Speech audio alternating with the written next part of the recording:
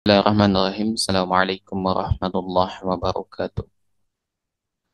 Innal hamdalillah nahmaduhu wa nasta'inuhu wa nastaghfiruh wa na'udzu billahi min shururi anfusina wa min sayyiati a'malina. May yahdihillahu fala mudilla lahu wa man yudlil fala hadiya lahu. Asyhadu an la ilaha illallah wa la syarika lah wa asyhadu anna Muhammadan 'abduhu wa rasuluh. Allahumma shalli wa sallim wa barik ala Muhammadin wa ala alihi wa sahbihi ajma'in. Allahumma alimna ma yanfa'una wanfa'na bima 'allamtana wa zidna ilma. Hadirin muliakan oleh Allah Subhanahu wa taala, alhamdulillah tiada hentinya kita memuji Allah Subhanahu wa taala Rabbul Alamin atas segala nikmat yang dilimpahkan kepada kita. Kita bermohon kepada Allah Subhanahu wa taala semoga Allah Subhanahu wa taala senantiasa melimpahkan taufik dan hidayahnya kepada kita semua agar kita senantiasa diberikan kekuatan untuk istiqamah di atas sunnah ya Nabi alaihi salatu wassalam, dan diistiqamahkan hati kita, diwafatkan di atas kebaikan, diwafatkan di atas iman dan amal soleh, dan itulah yang kita harapkan. Salat dan taslim semoga senantiasa tersampaikan kepada junjungan kita Nabi besar Muhammad sallallahu alaihi wasallam. Allahumma salli wa sallim wa barik alaih sebagai suri tauladan kita, panutan kita, tokoh yang menjadi idola kita. Kita juga bermohon kepada Allah Subhanahu wa taala semoga Allah Subhanahu wa taala ya memberikan kebaikan kepada kita dan mengistiqomahkan kita untuk ya dan tentu memberikan kekuatan ya kepada kita agar kita diberikan kekuatan untuk ikut ya menapaki langkahnya Nabi alaihi salatu wassalam. Dan kita bermohon kepada Allah Subhanahu wa taala juga semoga selawat dan salam senantiasa tercurahkan kepada beliau, kepada keluarga beliau, para sahabat beliau, dan semua insan yang senantiasa istiqomah di atas sunnahnya Nabi alaihi salatu wassalam tanpa terkecuali. Hadirin mengenali Allah Subhanahu wa taala, insyaallah pada kesempatan ini kita akan kembali melanjutkan kajian kita dari ensiklopedia larangan dalam syariat ya. Sekian lama kita libur ya karena ya masing-masing punya kesibukan yang urgent belakangan. Ya. Insyaallah pada kesempatan ini kita akan kembali melanjutkan bahasan kita. Ya. Itu berkaitan dengan menghadiri hidangan yang di atasnya disuguhkan makanan haram ya, seperti khamar, judi dan barang haram lainnya. Yaitu menghadiri hidangan yang di atasnya disuguhkan makanan haram atau minuman haram ya, seperti khamar, di atasnya ada perjudian misalnya, atau barang haram lainnya seperti daging babi dan lain sebagainya.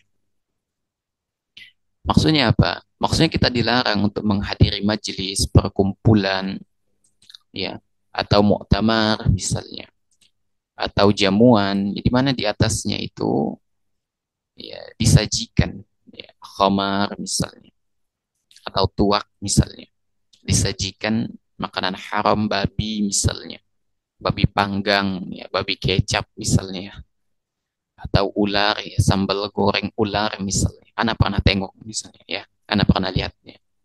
Kan ana juga punya temen ya yang non muslim ya. Ana melihat dia makan sambal goreng ular gitu, katanya seperti daging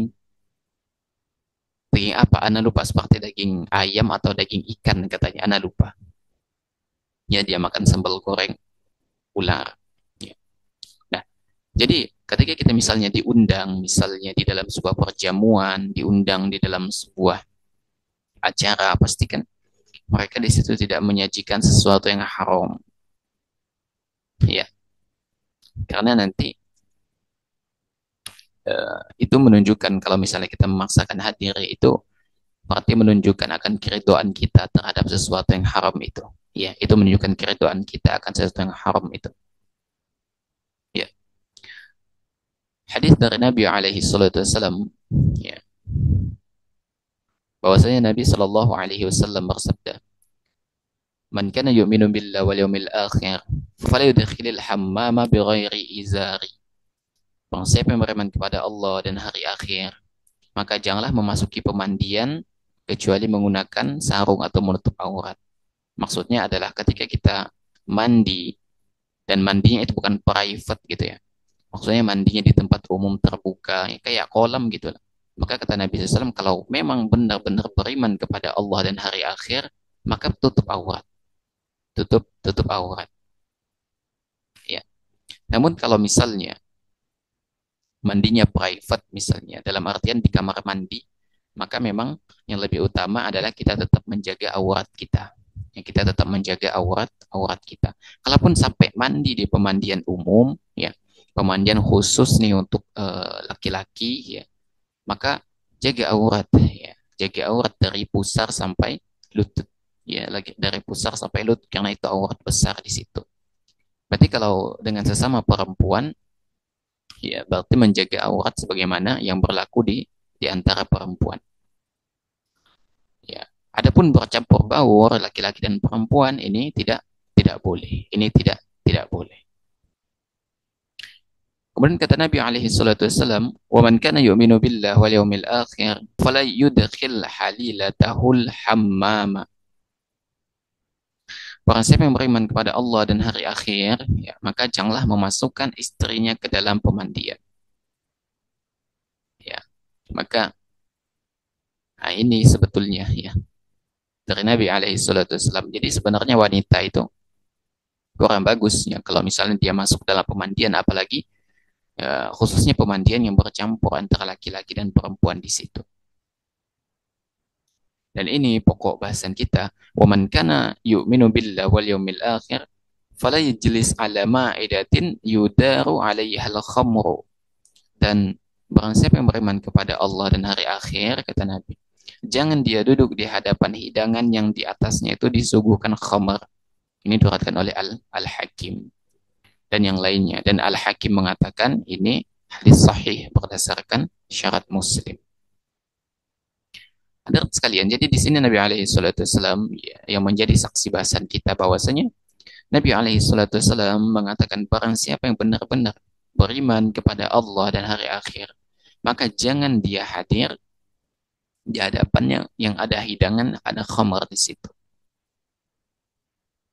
Kan ada biasanya jamuan misalnya, di mana di situ dihadirkan khamar, di situ dihadirkan makanan-makanan yang haram seperti babi dan lain sebagainya, maka kita nggak boleh hadir di majelis itu. Kita nggak boleh hadir di majelis itu. Itu adalah sebuah hadis yang dinukil oleh Syekh Al-Talawi di dalam tulisan beliau. Kemudian dalam hadis lain, ya, adalah sahabat Umar bin Khattab radhiyallahu anhu bahwasanya nah Rasulullah sallallahu alaihi wasallam an mat'amaini, bahwasanya Nabi alaihi salatu wasallam melarang dari dua tempat makan. Bahwasanya Nabi alaihi salatu wasallam melarang dari dua tempat makan.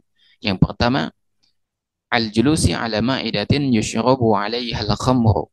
Yang pertama adalah duduk menghadap hidangan di mana di depannya itu ada khamar, ada khamar.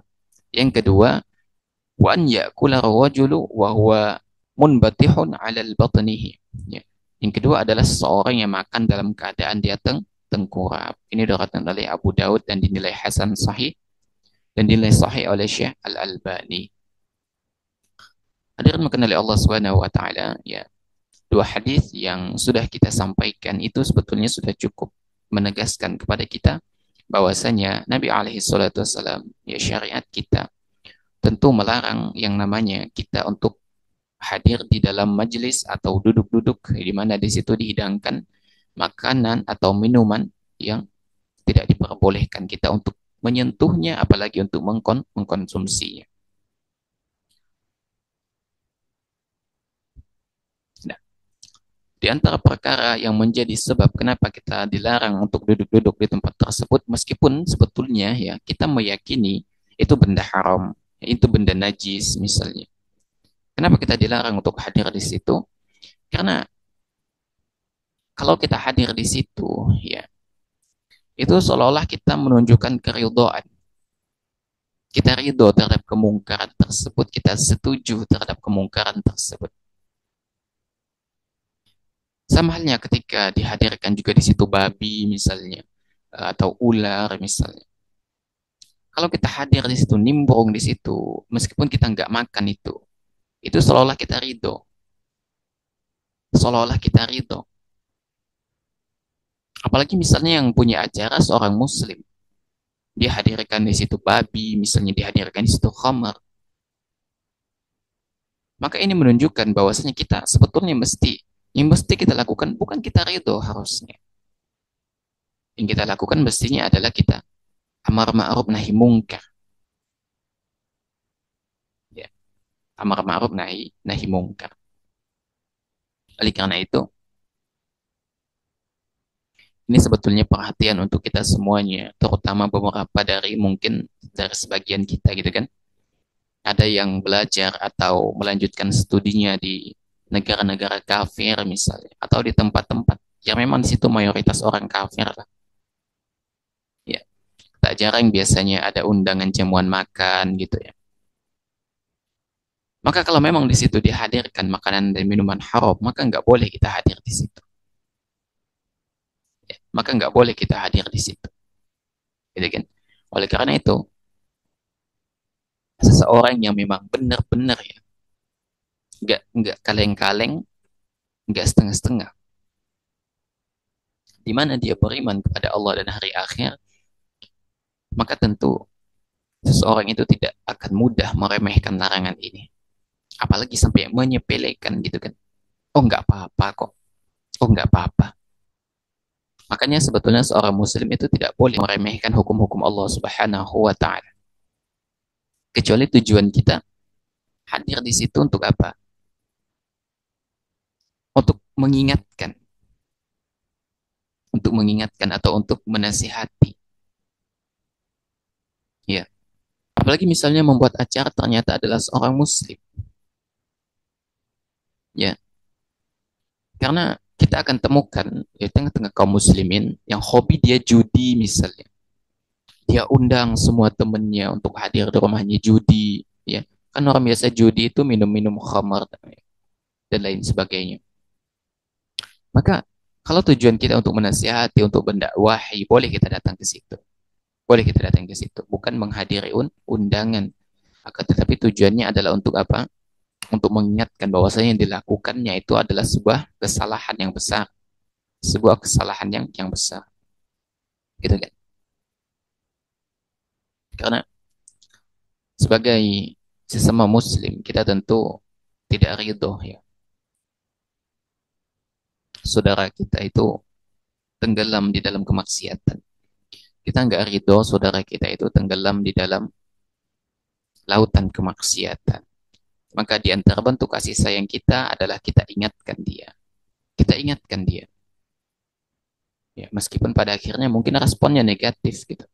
Itu yang dialami oleh Nabi alaihi salatu wasallam. Bahkan dialami oleh semua para nabi dan rasul. Mereka dimusuhi bahkan oleh keluarga mereka sendiri. Ya, oleh kaumnya sendiri. Nabi alaihi salatu wasallam diboikot oleh kaumnya. Ya. Nabi Nuh alaihi salam istri dan anaknya, gitu kan? Ya. Nabi Ibrahim ayahnya jadi musuhnya dan kaumnya. Ya. Nabi alaihi salatu wasallam juga termasuk pamannya, bibinya, gitu kan? Meskipun nanti ada sebagian nanti yang akan masuk Islam pada momen-momen tertentu. Namun yang ingin kita sampaikan bahwasanya dakwah itu adalah sesuatu yang berat. Ya. Dakwah kan kita mengajak kepada Allah sebetulnya, akan tetapi ya, qadarullah ternyata bisa menghadirkan musuh bagi orang yang tidak menyukai dakwah yang dilakukan. Hadirin makan oleh Allah Subhanahu wa taala, ya. Allah Subhanahu wa taala menyebutkan di antara sifat ibadur rahman. Di antara sifat ibadur rahman itu adalah dia tidak menghadiri acara yang memang di dalamnya itu mengandung maksiat. Kenapa demikian? Karena orang yang betul-betul menjaga dirinya dari perkara haram, dia tidak akan mau hadir di dalam acara-acara yang memang di situ terdapat unsur keharaman. Ya, Seperti konser, ada konser-konser misalnya, atau acara-acara peringatan tertentu tahun baru dan lain sebagainya, dia tidak akan hadir dan nimbrung di situ. Allah Subhanahu wa taala berfirman, "A'udzubillahi minasyaitonir rajim. Walladzina la yashhaduna az-zura wa idza marru bil lagwi marru kirama." Dan orang yang tidak memberikan atau tidak menghadiri acara az-zur, dan apabila mereka bertemu dengan orang yang mengerjakan perbuatan yang tidak berfaedah, mereka lewati saja dan lalui saja, dan mereka menjaga kehormatan dirinya. Ini Al-Furqan ayat 72. Ya. Yang dimaksud dengan az-zur di sini adalah, di antaranya adalah tidak menghadiri acara-acara yang mengandung maksiat. Tidak menghadiri acara-acara yang mengandung maksiat. Jadi ini misalnya ada acara reunian misalnya, plus ngundang artis ini, ngundang grup band ini, ya udah nggak usah hadir, ya nggak usah hadir, karena kita mesti menjaga kehormatan kita sebagai seorang muslim. Ya. Jadi semua sebetulnya di sini tidak hanya tercakup hanya menghadiri hidangan yang di situ terdapat benda haram, akan tetapi semua acara, semua kegiatan di situ menghadirkan sesuatu yang diharamkan. Maka nggak boleh kita hadir di situ. Nggak boleh kita hadir di situ. Ya. Berkata Syekhul Islam Ibnu Taimiyah rahimahullah ta'ala, tidak boleh seorang pun menghadiri majelis yang didapatnya terdapat kemungkaran atas pilihannya sendiri kecuali karena alasan darurat. Sebagaimana hadis Nabi alaihi salatu wasallam, ya, "Wa man kana yu'minu billahi wal yawmil akhir fala yajlis ala ma'idatin yudaru 'alaiha al-khamr." Ya. Barang siapa yang beriman kepada Allah dan hari akhir, maka jangan ia duduk di hidangan yang dituangkan khamar. Ya. Jadi kata Syekhul Islam, tidak boleh pun seorang hadir di majlis yang terdapat kemungkaran atas pilihannya sendiri. Atas pilihannya sendiri. Kecuali alasan darurat misalnya. Alasan darurat misalnya. Misalnya seperti apa? Kebetulan nih, semua dokternya misalnya kafir misalnya. Dan kebetulan lagi acara pesta mereka. Tiba-tiba ada sesuatu yang darurat, otomatis kita datang ke tempat dokter itu. Tujuan kita sebetulnya bukan untuk hadir, akan tetapi untuk menemui dokter tersebut. Maka inilah perkara yang darurat. Ini adalah perkara yang darurat. Oleh karena itu, mesti kita kadangkala berhati-hati ketika diundang ada acara tertentu. Kita pastikan di situ tidak ada perkara yang haram di dalamnya. Makanya kalau anak pribadi itu sering diundang, baik secara langsung atau melalui WA gitu, sering diundang. Anda tanya dulu, ini acara apa? Dalam rangka apa? Kemarin itu Anda ingat betul. Ada seorang teman yang ngundang lewat WA. Ngundang di rumahnya hari ini jam sekian gitu. Konteksnya itu katanya acara syukuran. Acara syukuran. Terus Anda berusaha cari tahu tuh, sebetulnya ini syukuran apa gitu. Ternyata ulang tahun. Anda nggak hadir. Hampir saja Anda hadir. Kenapa? Karena undangannya itu formatnya itu syukuran gitu loh. Setelah Anda cari tahu gitu kan, ternyata ulang tahun. Anda nggak hadir gitu. Ya. Dia sempat nelpon, kok nggak hadir gitu. Anda jelaskan, Anda ada acara, karena kebetulan memang ada acara juga yang lain gitu. Anda bilang, ada acara keluarga. Karena memang ada acara kebetulan. Ya. Jadi, kita harus pandai-pandai memilah dan memilih kalau ketika kita diundang gitu loh. Nggak serta-merta kita terima. Ya. Oh, ini undangan sesama muslim hadir, itu enggak juga gitu. Kita harus selektif gitu loh. Karena kita nggak tahu, kadangkala ada orang itu membuat acara, sebetulnya di dalamnya itu berisi kemaksiatan, Akan tetapi ditutupi dengan istilah-istilah yang netral atau istilah-istilah yang Islami gitu loh. Antum bayangkan tadi acara ulang tahun di ditutupi dengan kata syukuran. Gimana orang nggak apa ya nggak terkelabui gitu? Anak hampir dikelabui. Oleh karena itu mesti kita pandai-pandai di dalam memilah dan memilih apa saja yang sampai kepada kita. Hadirin makan oleh Allah Subhanahu wa taala. Ketika kita hadir di dalam acara-acara di situ terdapat kemaksiatan, minuman, makanan atau acaranya memang acara yang dalam format haram begitu, ya. Bisa jadi kita mungkin kita hadir, kita nggak nimbrung makan, nggak nimbrung minum, tidak menyebur di dalam acara, ya gitu. Kita hadir tapi bisa jadi karena perasaan tidak enak, oh semua teman nimbrung, kita sendiri nggak nimbrung, timbul rasa nggak enak kadangkala. Karena memang hati manusia itu lemah. Karena memang hati manusia itu lemah. Bisa jadi nanti semua temennya itu tiba-tiba nyicipin misalnya babi panggang, ya. Tiba-tiba, cobalah sedikit aja kok. Coba teman-teman yang lain tuh udah nyicipin kok. Mana kok kamu nggak ada solidaritasnya sama sekali gitu. Ayolah, nyicipin dikit aja. Akhirnya nanti, karena hati manusia itu lemah gitu. Akhirnya nanti mau.